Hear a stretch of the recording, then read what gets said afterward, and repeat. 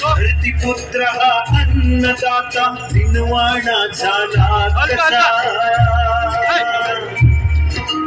जालिम जग हे फसवी त्याला नशिबाचा आरसा अंधारात जीवन सारे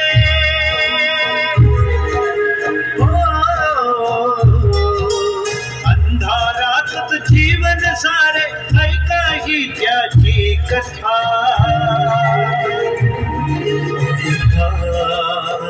अशी ही व्यथा व्यथा अशी ही व्यथा व्यथा अशी ही व्यथा व्यथा ही अशी ही व्यथा व्यथा अशी ही व्यथा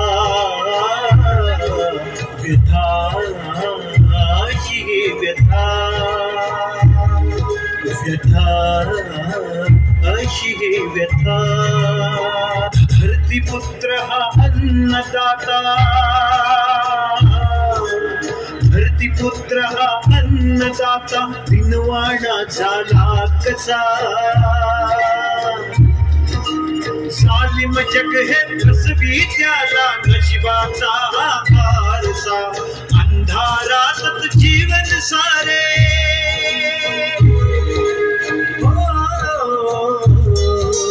अंधारात जीवन सारे ऐकाही त्याची कथा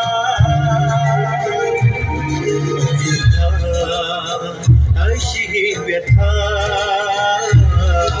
व्यथा अशी ही व्यथा व्यथा अशी ही काळजी करू नका ऑपरेशन यशस्वी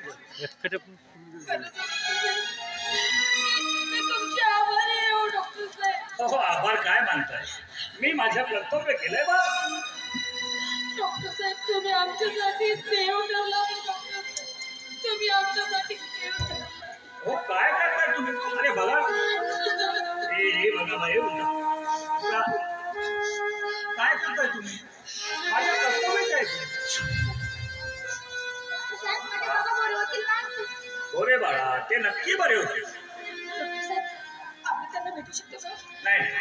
सध्या त्यांना भेटता येणार हो त्यांना आरामाची गरज आहे आता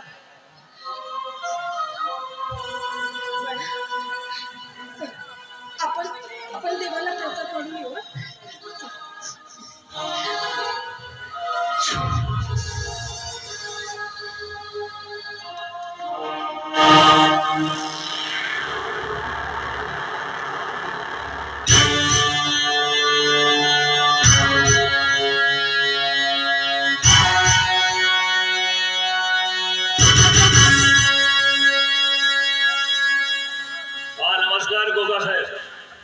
डॉक्टर रंजन बोलतो होय तुमचं काम मी अगदी 100% पूर्ण केलं हे 15वी किडनी उद्या सायंकाळपर्यंत तुमच्यापर्यंत पोहोचून जाईल नक्की पण एक गोष्ट आहे गोगा साहेब या 15 किडन्यांची रक्कम मला उद्या सकाळी मिळायला हवी मिळून जाईल धन्यवाद गोगा साहेब धन्यवाद ओके ओके ठीक आहे ना सर तुम्ही अजिबात काळजी करू नका पार्सल अगदी व्यवस्थित तुमच्यापर्यंत पोहोचेल हा काय आणखी काही किडन्या हा ती सुद्धा व्यवस्था मी लवकरच करणार पण कसं आहे ना गोगा साहेब हॉस्पिटलमध्ये पेशंट कसे येतात त्यांच्यावर डिपेंड करतं ना हो हो नाही तरी मी प्रयत्न करेनच नक्की ओके बाय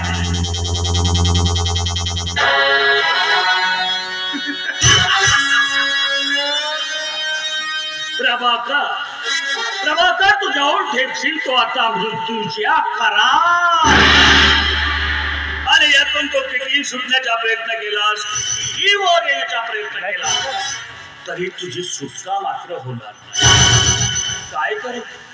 चला मी तरी काय करू